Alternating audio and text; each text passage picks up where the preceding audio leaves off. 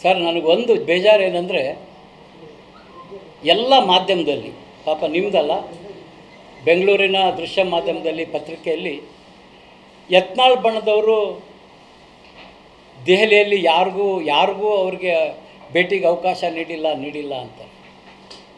ಆದರೆ ಪ್ರಾಮಾಣಿಕವಾಗಿ ಹೇಳ್ತೀನಿ, ಯತ್ನಾಳ್ ಬಣದಲ್ಲಿ ನಾನು ಕೂಡ ದೆಹಲಿಗೆ ಹೋಗಿದ್ದೀನಿ. ನಾವು ಯಾವುದೇ ನಮ್ಮ ಪಕ್ಷದ ಹಿರಿಯ ನಾಯಕರ ಭೇಟಿ ಆಗಲಿಕ್ಕೆ ಹೋಗೇ ಇಲ್ಲ. ನಾವು ಹೋಗಿದ್ದಂಥದ್ದು ವಕ್ಫ್ ಆಸ್ತಿಯ ವಿಚಾರವಾಗಿ ಏನು ಆ ಜಾಯಿಂಟ್ ಪಾರ್ಲಿಮೆಂಟ್ರಿ ಕಮಿಟಿ ಚೇರ್ಮನ್ನನ್ನು ಭೇಟಿ ಆಗಲಿಕ್ಕೆ ಹೋಗಿದ್ದು ಅಷ್ಟೇ. ಆದರೂ ಕೂಡ ಮಾಧ್ಯಮದಲ್ಲಿ ಅವ್ರಿಗೆ ಭೇಟಿಗೆ ಅವಕಾಶ ಕೊಟ್ಟಿಲ್ಲ ಅಂತ ಹೇಳ್ತಾರೆ. ನೋವಾಗ್ತದೆ. ಇರಲಿ, ನಾವು ಪ್ರಚಾರದಿಂದ ಸಂತೋಷವೂ ಸಿಗುತ್ತೆ, ದುಃಖವೂ ಆಗುತ್ತೆ. ಆದರೆ ಈ ಸಂದರ್ಭದಲ್ಲಿ ನಾನು ಪ್ರಾಮಾಣಿಕವಾಗಿ ಹೇಳ್ತೀನಿ, ನಾವು ಯಾರೂ ಯತ್ನಾಳಿಂದ ಹಿಡಿದು ನಾವು ಯಾರೂ ಕೂಡ ಯಾವೊಬ್ಬ ರಾಷ್ಟ್ರ ನಾಯಕರನ್ನು ಭೇಟಿ ಮಾಡ್ತಕ್ಕಂಥ ಕೆಲಸಕ್ಕೆ ನಾವು ಕೈ ಹಾಕೇ ಇಲ್ಲ.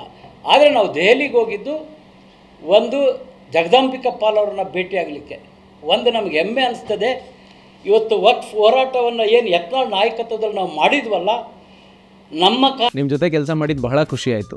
ನೀವೇ ಬೆಸ್ಟ್ ಬಾಸ್. ಇಷ್ಟು ಮ್ಯಾನೇಜರ್ ಆಗಿದ್ದೆ, ಇನ್ನು ಮುಂದೆ ಬಾಸ್ ಆಗ್ತೀನಿ. ಹೇಗೆ? ಬಾಸ್ ವಾಲಾ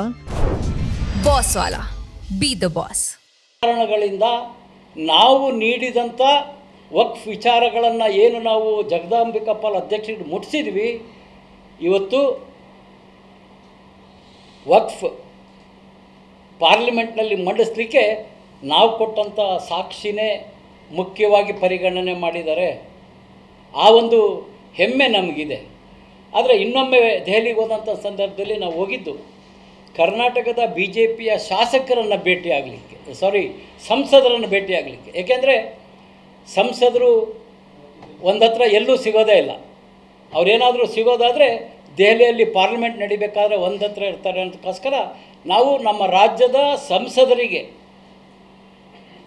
ನಮ್ಮ ಕಷ್ಟಗಳನ್ನು ಹೇಳ್ಕೊಳ್ಳಿಕ್ಕೆ ಹೋಗಿದ್ದೀವಿ ವಿನ ಯಾವುದೇ ರಾಷ್ಟ್ರೀಯ ನಾಯಕರನ್ನು ನಾವು ಭೇಟಿಯಾಗಿಲ್ಲ. ತಮ್ಮ ಮೂಲಕ ನಾನು ಸ್ಪಷ್ಟಪಡಿಸ್ತೇನೆ. ಪತ್ರಿಕೆ ಮಾಧ್ಯಮದಲ್ಲಿ ಏನಾದರೂ ಬರಲಿ, ಆದರೆ ಪ್ರಾಮಾಣಿಕವಾಗಿ ಹೇಳ್ತೇನೆ, ನಾವು ಯಾರು ಭೇಟಿ ಅವಕಾಶನೇ ಕೇಳಿಲ್ವಲ್ಲ.